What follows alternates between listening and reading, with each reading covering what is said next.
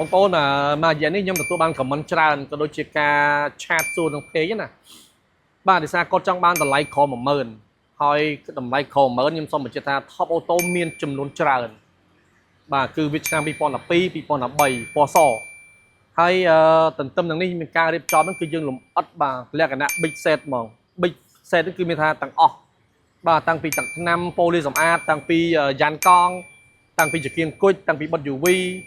បាទខាងក្នុងយើងមានតម្លើងមញ៉េ Android ហើយជាមួយនឹងកម្រាលបាត VIP ដេស្រោមពូកផ្សេងបាទនិយាយទៅគឺទាំងអស់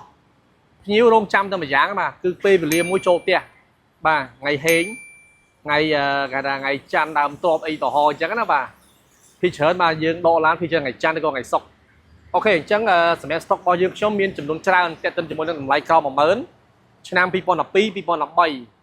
បាទគឺតម្លៃ full set តែម្ដងបាទអញ្ចឹងបងប្អូនបាទអាចធ្វើការណាត់ជួបកក់ឬក៏អាចធ្វើការណាត់ជួបដើម្បីមើលឡានបាទបើកសាកឡើងពង